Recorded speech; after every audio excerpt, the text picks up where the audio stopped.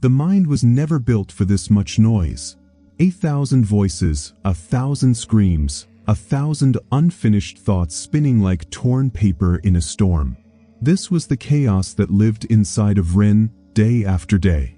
It wasn't the kind of noise you could simply block out. It was relentless, curling around his every moment, seeping into every quiet space. And yet, despite the overwhelming sensation, there was no clear enemy. There was no single thing to fight, just the feeling of drowning in a sea of thoughts and distractions, none of which made sense. You know this feeling, don't you? That moment when your body is still, but your mind refuses to rest.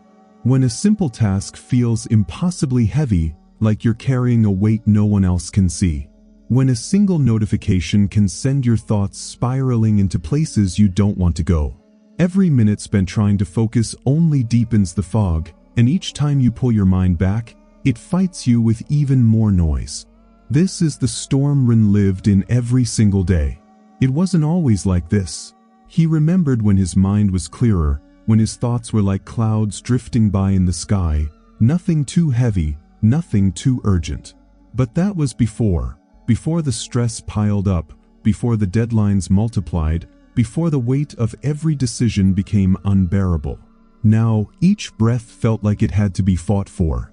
Each moment of silence was broken by the anxiety creeping back into his mind. Ren tried to fix it. He told himself, if I just focus more, if I just try harder, I'll get control back. But the more he tried, the worse it got. The noise never stopped, it only intensified. The harder he fought against it, the more it consumed him. And what nobody told him, what nobody ever tells you, is that you don't overcome anxiety by fighting your thoughts. You overcome it by changing the way you meet them. One evening, when Ren was on the edge, staring at his computer screen, he discovered something that would change everything. It was a name barely more than a whisper among the noise, Seishin Chōwa. He didn't know it then, but this was the doorway to something ancient, an old discipline that promised not to silence the storm, but to help him stand still within it. And for the first time in months, Ren felt the faintest glimmer of hope. This was the beginning. This was the first step out of the chaos. It was late into the night, the glow of Ren's laptop the only light in his small apartment. His screen was filled with open tabs, each one a fragment of work he hadn't touched, messages he hadn't answered, and tasks that seemed too complicated to begin. He kept telling himself he'd finish this one thing, just one more task before bed, but one thing always turned into 10. 10 turned into 30, and before he knew it, an hour had passed. He wasn't getting anything done. He wasn't even sure what he was looking for anymore. His breath started to tighten, and a feeling of pressure gripped his chest. Each beat of his heart seemed to echo louder in his ears, faster than it should be. The thoughts in his head were racing, colliding, and splintering into a dozen directions at once. There was no focus, no clarity. Just a tangled mess of half-formed ideas, emails, and decisions he hadn't made yet. His pulse was quick, like the rhythm of his mind, and it felt like the room was closing in on him. Ren tried to focus, tried to silence the storm, but the noise wouldn't stop. The anxiety wasn't just in his chest, it was in every corner of his mind. A simple task, like checking his email or replying to a message, felt insurmountable. The pressure kept building and he couldn't stop it. It wasn't just stress anymore, it was something deeper, something that took hold every time he tried to calm down. He pressed his palms into his eyes, hoping that shutting out the world would quiet the noise inside his head. But it didn't work. The silence only made it worse, amplifying the thrum of his heartbeat, the tightness in his chest, and the feeling that he was about to lose control. His mind refused to rest. He whispered to himself, "Why can't I just focus?" Every part of him felt exhausted, yet his mind refused to stop. The frustration was overwhelming. He wasn't lazy. He wasn't weak. But this cycle, this constant loop of starting and spiraling, was draining him. There was no way out. He was stuck in a maze of his own making, and every time he thought he was close to finding the exit, it slipped further away. But then, in the quiet of that moment, something shifted. Ren didn't know it yet, but the realization was coming. His anxiety wasn't the enemy. It was a signal, a guide, a teacher, trying to show him a different way. He just needed to learn how to listen. The days blurred together in a haze of frustration. Ren would wake up each morning with a sense of determination, promising himself today would be different. But within minutes, it all fell apart. He'd sit down to tackle his to-do list, but the tasks that once seemed manageable were now mountains. Each email felt like a weight, each decision a 1,000-pound boulder. His mind couldn't settle. It was like trying to catch raindrops in a storm. At work, the pressure piled up. Spreadsheets that once made sense now looked like a foreign language. His coworkers seemed to glide through their tasks, speaking with clarity and confidence. But Ren's thoughts were a tangled mess. He'd nod along during meetings, pretending to understand, while inside, his mind was racing with 100 questions. What if they notice? What if they see that I can't keep up? Why am I like this? He wasn't lazy. He wasn't incompetent. He was just overwhelmed. The noise in his mind was constant. Every small thing, like an email from his boss or a question from a coworker, felt like a trigger. It didn't take much to send him spiraling. He'd get caught in loops of self-doubt, wondering if he was ever good enough, if this job was too much for him. It felt like everyone around him was moving forward, building their lives, their careers, while he was stuck in place, unable to keep up. Even at home, the chaos never stopped. Ren found himself lying awake at night, mentally exhausted, but unable to sleep. His thoughts were sharp and relentless, gnawing at him with worries about work, money, his future. He'd grab his phone, hoping distraction would help, but the noise only got louder. His once close friendships started to fade. He didn't know how to explain to anyone that it wasn't that he was busy, but that he was mentally collapsing. But nothing brought him more frustration than the fact that he couldn't seem to get out of this cycle. He'd try to break free. He'd plan a weekend getaway, think a vacation would reset him, but as soon as he returned, the storm was waiting for him. It felt like there was no escape. Then, one afternoon on the subway, it all hit him at once. A sharp ringtone pierced the air. Someone brushed past him. Another conversation overlapped with the screech of the rails. The world was moving too fast, too loud, and Ren couldn't keep up. His heart began to race. His breath stuttered. The noise was deafening. And in that moment, he realized something he couldn't deny. He wasn't just stressed. He wasn't just distracted. He was unraveling. The noise in the subway station was unbearable. The hum of voices, the clatter of footsteps, the screeching of the rails. Each sound felt like a weight pressing down on Ren's chest. The crowd swarmed around him, indifferent, while he stood frozen in the middle of it all. His breath came in short, sharp gasps. His heart raced like it was trying to escape from his chest. Every notification on his phone felt like a new alarm bell ringing in his head, louder and louder until he couldn't breathe. Ren tried to hold it together, gripping the metal pole with shaky hands, trying to steady himself. But the trembling only got worse. His vision blurred at the edges, the world around him becoming a distorted mess of faces and shapes. He could hear the chatter of the people around him, but it was as if he was underwater, distant, disconnected. The panic was rising, overwhelming, flooding his mind. His palms grew slick with sweat, his body swaying on the edge of collapse. For a moment, Ren thought he might pass out right there in front of everyone, his legs no longer able to hold him up. His thoughts were frantic, spinning faster than the train's wheels, each one a fragment of a reality he could no longer grasp. What if he collapsed and nobody even noticed? What if this was the moment he broke, right here, in front of strangers? The train finally arrived, but Ren could barely make himself step inside. He felt trapped, surrounded, lost. He sat down in a corner, his head in his hands, struggling to stay grounded. The reality of it hit him then, like a cold slap to the face. He wasn't just stressed anymore. He wasn't just overwhelmed. He was unraveling in a way he couldn't ignore. Something inside him had snapped, and for the first time, he admitted that he couldn't keep going like this. He couldn't keep running from the noise. When the train reached the next station, Ren stumbled off. He found himself outside, on a cold bench in an empty part of the station. He sat there, his chest tight, his mind racing, trying to catch his breath. The storm inside him was unbearable. The chaos had taken over, and in that moment of clarity, he realized he needed something. He needed a way to quiet this madness. He couldn't keep living like this, constantly on the edge of collapse. That's when he remembered a name, a practice someone had mentioned to him once, Seishin Chōwa. The words didn't mean much at first, but now they felt like a lifeline. Maybe, just maybe, it could be the thing that could help him find peace in the middle of the storm. 3 days after his breakdown on the subway, Ren found himself wandering through narrow back streets of the city, hoping for some quiet. The chaos of his mind was relentless, and he needed a moment of peace. As he walked, he noticed a small, weathered sign hanging above a door, barely visible between two modern shops.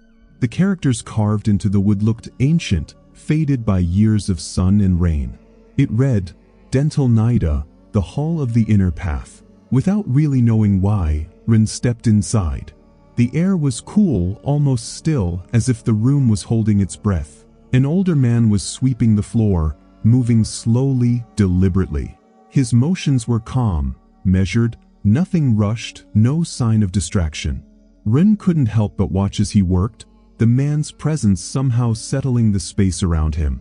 When the man looked up, his eyes were steady but kind. He seemed to see straight through Ren, as though he knew something the young man wasn't yet ready to face. "You're carrying too much noise," the man said. Ren froze.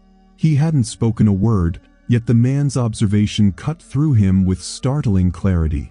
The older man set aside the broom and introduced himself. "My name is Hayato," he said softly. "Sit." Ren obeyed, unsure of what else to do.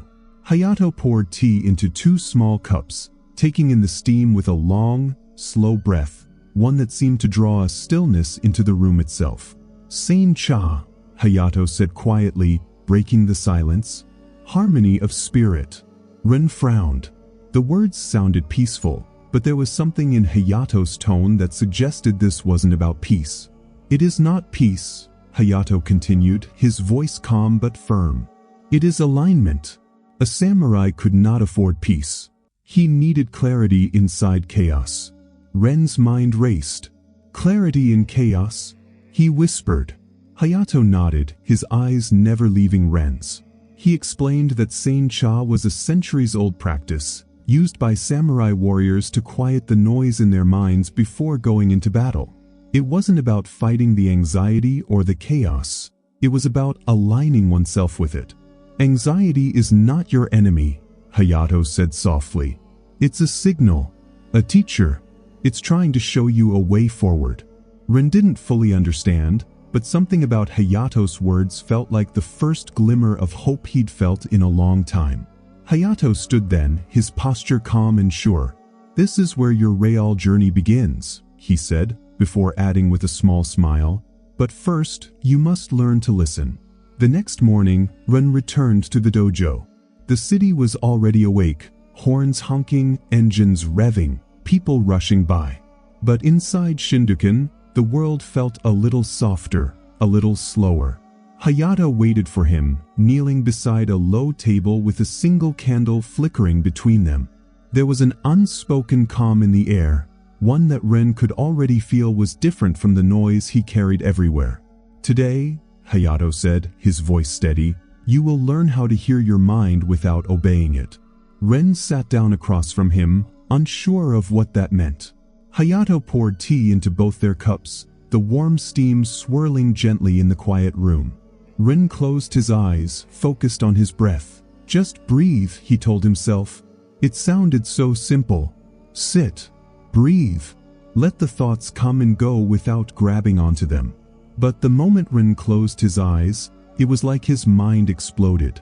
Thoughts rushed in: work, deadlines, people he had to talk to, things he had forgotten. The weight of it all pressed in on him, tightening his chest, making it hard to breathe. He felt his leg bounce, his shoulders tense. His breath was shallow, quick. He opened his eyes in frustration. "I can't stop thinking," he muttered under his breath. Hayato looked at him, calm as ever. "You're not here to stop thinking," he said softly. "You're here to stop chasing them." Ren frowned, confused. "What does that mean?" Hayato smiled, but there was a seriousness behind his gaze. "Your mind will always be noisy. That's not the problem. The problem is that you're chasing the noise, trying to grab onto every thought as it passes. Let them come. Let them go. But don't run after them." Ren stared at him, still struggling to understand. "But it's so hard. It feels impossible." Hayato's smile faded slightly. "It's not about doing it perfectly. It's about learning to endure. Every time you notice the chase, you're already winning. This is where your real work begins." Ren felt a knot in his stomach, unsure if he could do it. But there was something about Hayato's calmness that made him want to try again. It wasn't about perfection, it was about endurance.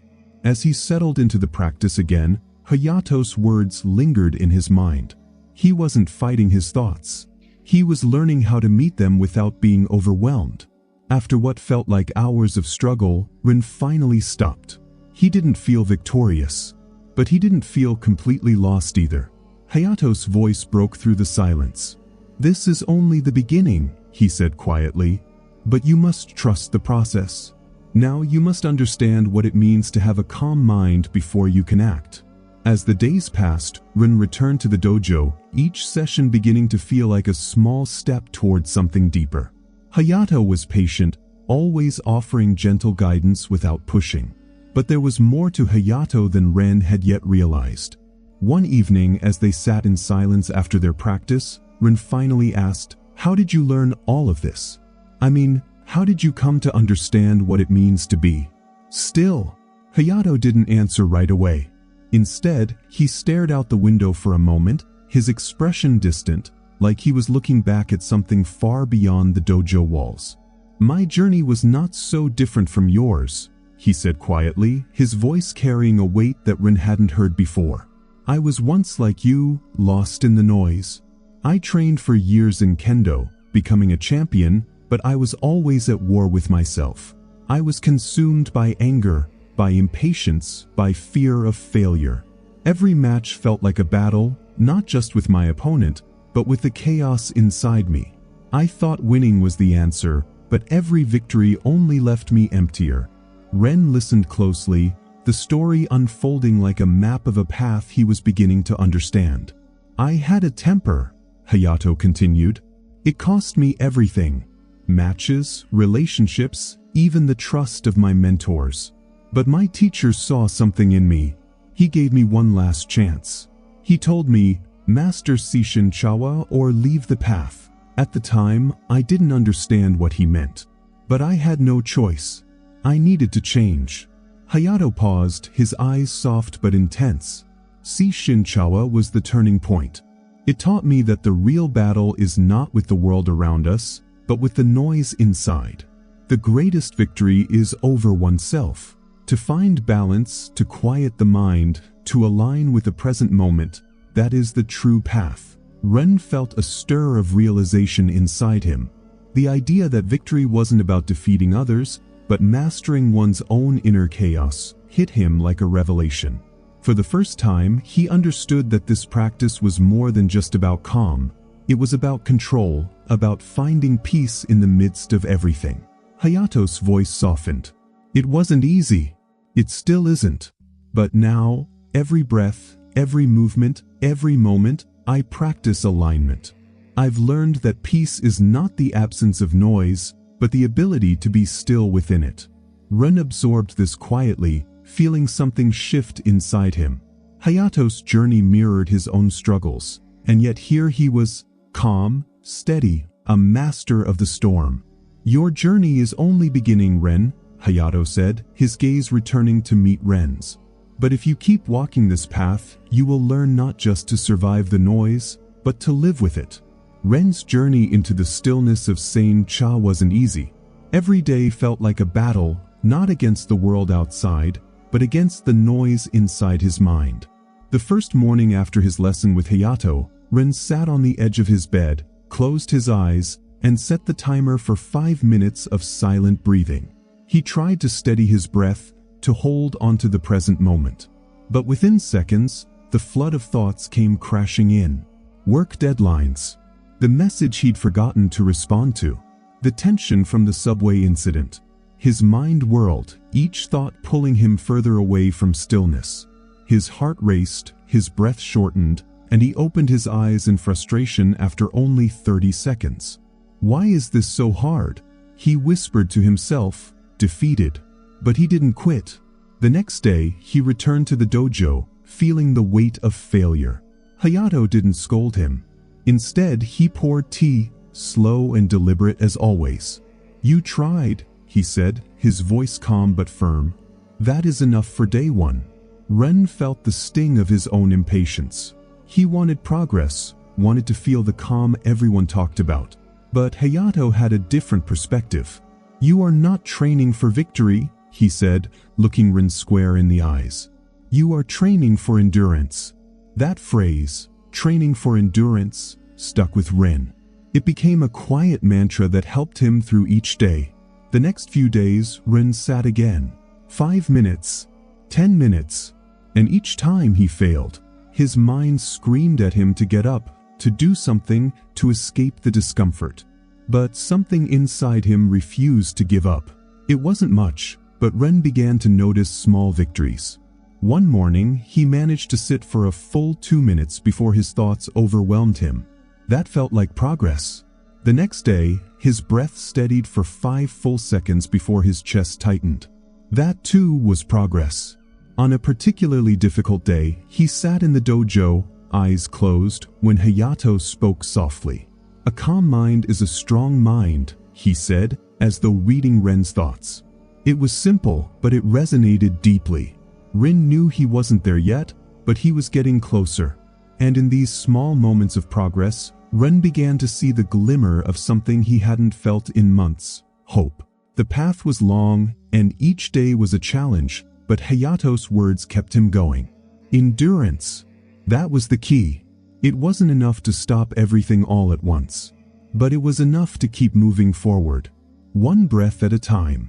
One moment of stillness at a time. Ren wasn't perfect, but he was learning to meet his chaos with patience. Little did he know, his biggest challenge was just around the corner. The day started like any other, but Ren could feel the pressure building. It was a hectic morning at work. 3 projects collided at once, each with their own set of urgent demands. His manager's voice echoed in his mind, the words blending with the clattering of keyboards and the constant buzz of phone calls. The chaos around him mirrored the chaos inside. Deadlines loomed. Emails piled up. His thoughts scrambled in every direction.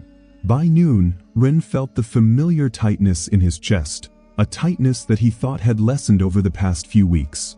His heart rate quickened as his mind spiraled. "This is too much," he thought, rubbing his temples.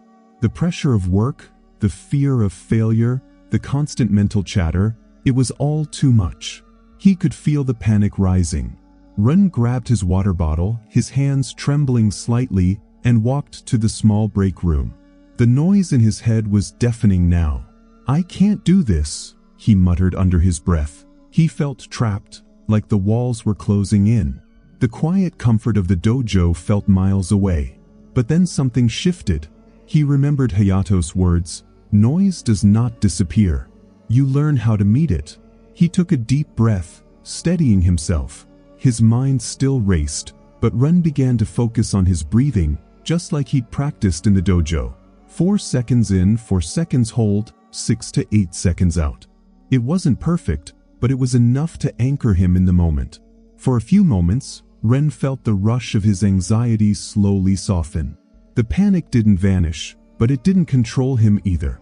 He wasn't fighting it. He was simply allowing it to be there, without letting it pull him under. The world didn't change, but his response to it did. His phone buzzed, a new email arriving, but this time, Ren didn't jump at it. He took a breath before responding, letting his thoughts settle before reacting. The tightness in his chest didn't completely disappear, But the clarity he felt in that moment was unlike anything he had experienced before. He wasn't overwhelmed anymore. He wasn't fighting for control. He was simply navigating the chaos with a calmness he'd never thought possible. He returned to his desk more grounded than before. And for the first time in a long time, Ren felt like he wasn't fighting against himself. He was meeting his mind exactly where it was. It wasn't a perfect victory, but it was progress. And in that small moment, Ren realized something profound. The battle wasn't against the noise. It was about learning to coexist with it. The noise didn't define him. How he responded to it did. The evening air was cool as Ren entered the dojo, still processing the events of the day. His mind was quieter now, but the familiar hum of anxiety still lingered at the edges of his thoughts. Hayato was waiting for him, as always, in the center of the room. His posture was steady, grounded, as if the weight of the world had no power to shake him. "Come, sit," Hayato said softly, gesturing to the small cushion across from him.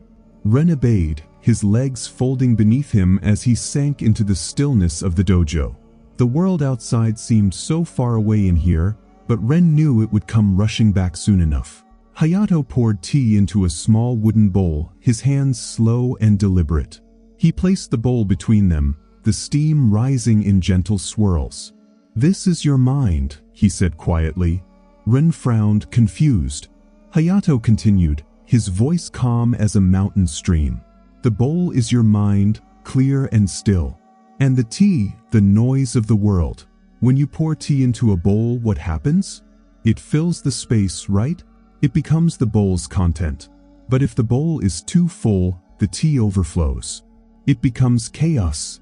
Ren nodded, the metaphor sinking in, but he still didn't fully understand.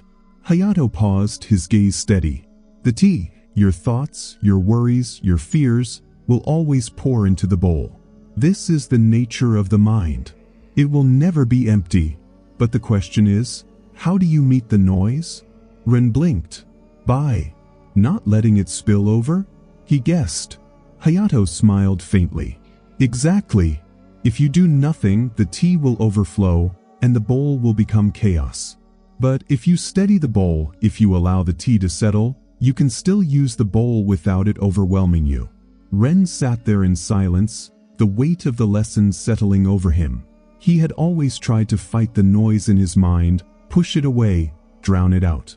But what if he didn't need to? What if the noise didn't need to be defeated?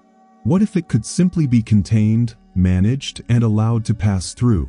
For the first time, Ren understood that the battle wasn't against the noise itself. It was about how he responded to it. The noise would always be there, swirling around him, but he could choose how to hold it. He could choose to let it fill the space without drowning him. The metaphor was simple, yet profound. The noise, like the tea, would always come. But the clarity, like the bowl, was his to cultivate. Hayato's eyes met his, and Ren felt a surge of understanding. "This is the practice," Hayato said softly. "You will never control the world outside, but you can master the world within." Ren nodded slowly, the truth of the lesson resonating deep within him. This was the path. This was the test. And it wasn't about perfection, it was about presence. He was ready to commit, to face the noise and meet it with clarity, not resistance. Months passed, and Ren's life began to shift, almost imperceptibly at first. The changes were small, minute even, but their impact grew. Each day, Ren practiced Seishin Chōwa with a devotion that surprised him. The breath, the pause, the alignment, all of it began to weave into the fabric of his life. He didn't think about it as much anymore. It was simply who he was becoming. At work, Ren's mornings were no longer a scramble of panic and dread. He no longer leapt into the day like a horse out of the gate, overwhelmed by the flood of tasks, emails, and meetings. Instead, he took a moment before he dove in. A deep breath, a pause, a centering of his mind. And in that small moment he found focus. Colleagues began to notice. There was something different about him, something steady, something calm. Ayako, his co-worker who had always been quick-witted and sharp, leaned over one afternoon, her expression puzzled yet curious. "You've changed, Ren," she said, her voice a mix of admiration and confusion. "You different." Ren wasn't sure how to respond. He hadn't even noticed the transformation until now. The tightness that had once gripped his chest during the smallest moments of stress was gone. His breath, no longer shallow and hurried, had become deeper, more grounded. Tasks that used to paralyze him now felt manageable, and even when things went wrong, when the deadlines piled up or the unexpected hit, he responded with a clarity he hadn't known he possessed. He wasn't perfect, but he was present. Even at home, Ren could feel the change. The noise that once raged in his mind, keeping him up at night, had quieted. It didn't disappear entirely, but it was different now. He no longer fought against it. Instead, he simply let it pass. He found himself engaging more with friends, listening more intently, not lost in his own thoughts. The guilt of canceled plans, of missing calls, seemed distant, like an old version of himself. But with change came discomfort. It was in moments of stress that the old habits, those deeply ingrained ways of thinking and reacting, would try to return. One afternoon, an old task at work, a presentation, triggered that familiar tightness in his chest. His mind scattered, racing ahead to what could go wrong. The anxiety rose again, like a wave he thought he had conquered. In that moment, Ren felt the old him stir, the version of himself that was afraid, uncertain, spiraling. But now, with his breath steady, Ren sat still. He didn't push the fear away, but simply observed it. The noise surged, but it didn't overwhelm him. Not this time. Slowly, he refocused, breathing into the discomfort, letting the thoughts float away like clouds passing through the sky. The wave passed. Ren realized something profound in that moment. Transformation wasn't linear. It wasn't a clean break from his past self. It wasn't about being perfect. It was about learning to meet each moment with presence, even when the old struggles resurfaced. And when the noise returned, he could now hold it without losing himself. He was different now. And yet, in many ways, he was still the same. But he had learned how to walk through the noise without being swallowed by it. This was his new reality. Progress was slow, often imperceptible, but it was real. And the path, though challenging, was one he would continue to walk. Ren had come a long way, but the path was never as straightforward as he had hoped. Despite the calm he had learned to cultivate, the anxiety didn't vanish. It returned in waves, sometimes gentle, sometimes violent. He found himself overwhelmed once again, this time by a demanding project at work. Deadlines collided, expectations soared, and the familiar tightness in his chest began to resurface. One night, after a long day of battling with his thoughts, Ren lay in bed, staring at the ceiling, the weight of his anxiety pressing down on him. The old habits returned like ghosts. He began to spiral, reliving his past mistakes, anticipating the ones still to come. The noise in his mind grew louder, and he fought to control it. But the more he struggled, the more it seemed to worsen. It was in these moments of regression that Ren truly understood the depth of his training. He had thought that mastery over his anxiety would come with ease, that once he had gained control, he could maintain it effortlessly. But Hayato had always been clear about one thing. True training was not about perfection, it was about endurance. It was about learning to return to your center every time you were thrown off, no matter how many times you stumbled. Hayato's words echoed in Ren's mind. There is no end point to this practice, only a continuous path of return. The road to peace wasn't a destination, it was a journey of constant realignment. Every time Ren faltered, he had to come back to the breath, to the stillness. The key wasn't in erasing the anxiety, but in accepting its presence and meeting it with clarity every time. The next morning, still heavy with the echoes of last night's spiral, Ren went to the dojo. Hayato was already there, as always, steady and calm. He looked at Ren without judgment. "You've struggled," Hayato said softly, his eyes warm but firm. "And you will again. The path is long, and the storms are frequent. But remember this, The true test is not whether the storm passes. It's how you remain anchored in the storm. Ren nodded, a mixture of frustration and gratitude swirling inside him. He wasn't expecting instant results anymore, but the weight of his own imperfections still pressed heavily on his shoulders. With a deep breath, Ren sat down on the mat. The noise was still there, whispers of fear, fragments of doubt, but he didn't chase them. He didn't fight them. He simply breathed. Slowly, steadily. This was the practice, the return. Ren understood now that his growth wasn't linear. It wasn't about eliminating all the noise. It was about learning to listen to it without losing himself. Each setback, each wave of anxiety was a part of the journey. And in the end, that was enough. As Ren's practice deepened, Hayato introduced him to the 4 pillars of Seishin Chōwa, the core principles that anchored the practice in daily life. These pillars would shape Ren's understanding of mental clarity and help him apply the teachings in real-world situations.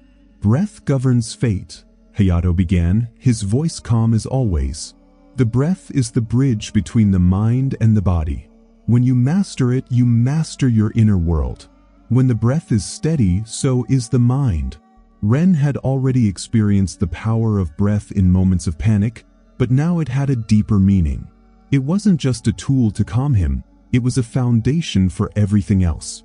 Ren practiced the breath techniques daily, slow inhales, holds, and exhales, until he could feel the calm anchor itself in his chest before any stressful situation.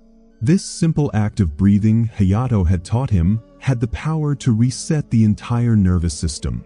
It wasn't about making the anxiety go away, but about choosing to breathe through it. The second pillar, Hayato continued, is one thought, one focus. Our minds are often scattered, pulled in every direction at once. But to find clarity, you must center your attention on one thing at a time. This principle resonated with Ren immediately. His mind often raced through 100 thoughts in a single minute, and he could never hold on to any of them long enough to finish anything. He began to practice focusing on one task at a time, resisting the urge to switch between multiple tasks. One morning, Ren sat at his desk, ready to work on a report. His usual routine would have been to check emails, then answer a message, and then scroll through his phone. But today, he took a deep breath, centered himself, and focused entirely on the report in front of him. At first, his mind resisted, pulling him in different directions. But he kept coming back to the task. Slowly, the fog of distraction lifted, and he felt a steady rhythm as he worked. The third pillar is the mind of space, Hayato explained. In battle, a samurai needed to know when to act and when to pause. In life, you must learn the power of the pause. When you insert space between your impulse and your reaction, you create room for clarity to emerge. Ren practiced this every day, pausing before responding to a message, pausing before speaking in meetings, pausing before reacting to stress. It became his most powerful tool. The final pillar, emotion in order, was perhaps the most challenging for Ren. Hayato described it as the ability to name emotions before they consumed him. Label the emotion, Hayato said, and it loses its grip on you. It becomes manageable. Ren struggled at first, but over time he learned to identify his emotions, anxiety, frustration, fear, and name them before they spiraled. Ren had begun to apply these 4 pillars to his life, but he hadn't yet faced a true test of their power. That moment was coming soon. Over time, Ren's transformation became undeniable. The chaotic, distracted mind he had once lived with was slowly replaced by a calm, centered presence. His approach to challenges, both at work and in his personal life, shifted from reaction to response. He no longer spiraled when things went wrong. Instead, he paused, breathed, and met the noise with a steady mind. At work, his manager commented on the changes first. "You're handling pressure differently," she remarked one afternoon. "I've never seen you so composed." Ren simply smiled. It wasn't composure in the way most people understood it. It wasn't about hiding his feelings or forcing calm. It was about an inner stillness that came from knowing how to meet every challenge without being consumed by it. The noise around him no longer dictated his state.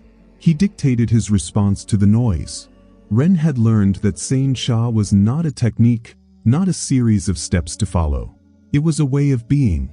It was the practice of aligning his mind, body, and spirit to meet the world as it was, without trying to fight it.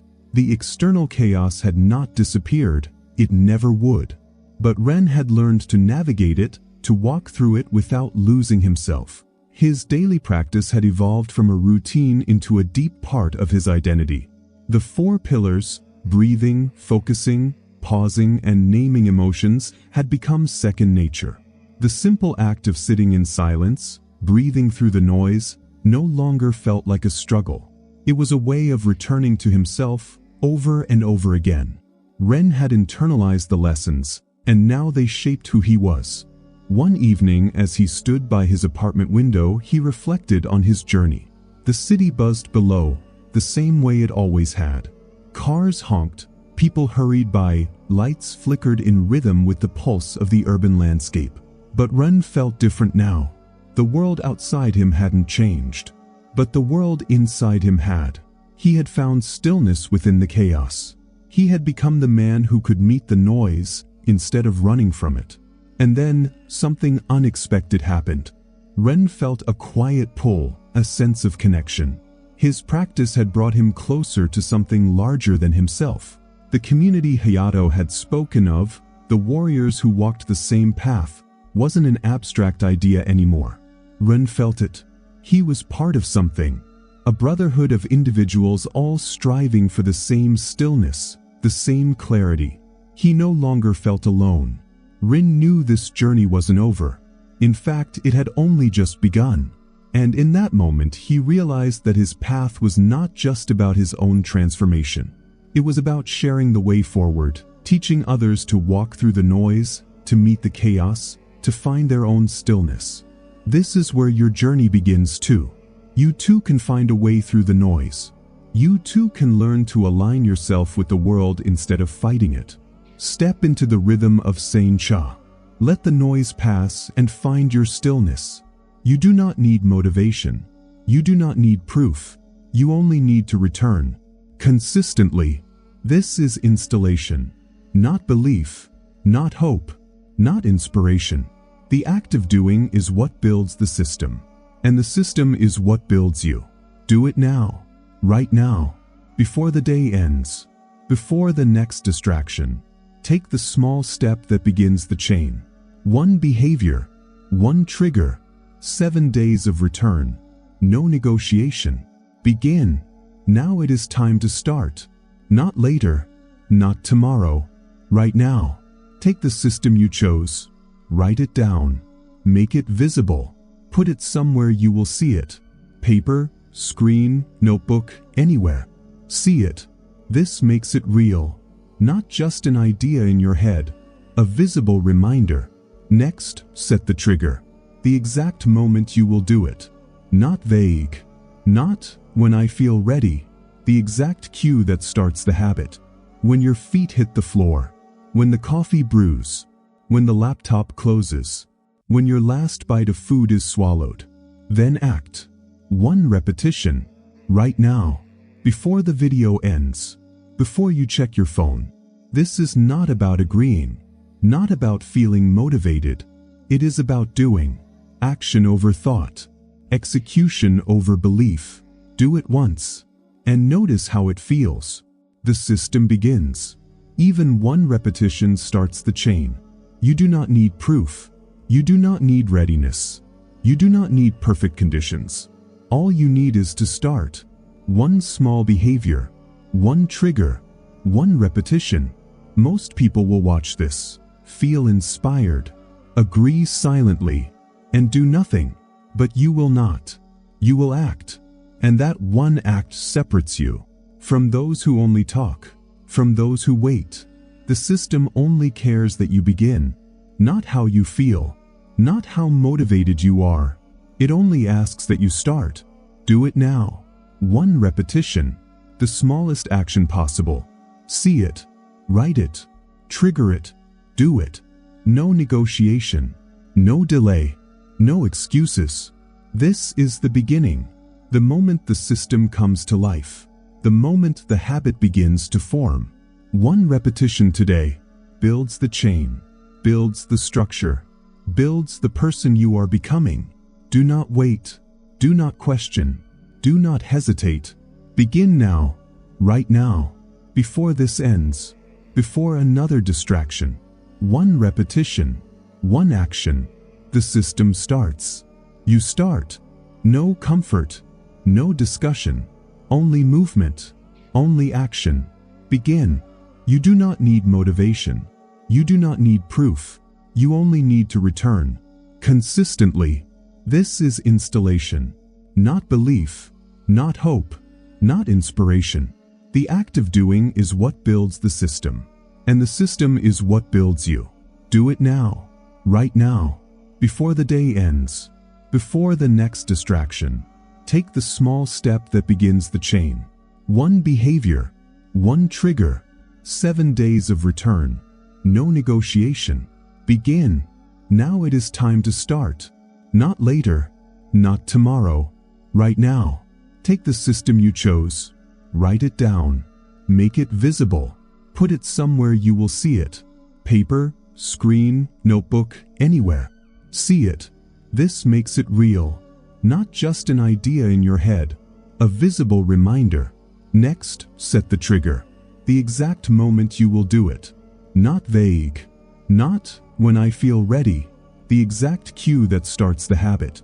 When your feet hit the floor, when the coffee brews, when the laptop closes, when your last bite of food is swallowed. Then act. One repetition, right now, before the video ends, before you check your phone. This is not about agreeing, not about feeling motivated. It is about doing. Action over thought, execution over belief. Do it once, and notice how it feels. The system begins. Even one repetition starts the chain. You do not need proof. You do not need readiness. You do not need perfect conditions. All you need is to start. One small behavior, one trigger, one repetition. Most people will watch this, feel inspired, agree silently, and do nothing. But you will not. You will act. And that one act separates you from those who only talk, from those who wait. The system only cares that you begin, not how you feel, not how motivated you are. It only asks that you start. Do it now. One repetition, the smallest action possible. See it, write it, trigger it, do it. No negotiation, no delay, no excuses. This is the beginning. The moment the system comes to life, the moment the habit begins to form. One repetition today builds the chain, builds the structure, builds the person you are becoming. Do not wait, do not question, do not hesitate. Begin now, right now, before this ends, before another distraction. One repetition, one action, the system starts. You start. No comfort, no discussion, only movement, only action. Begin.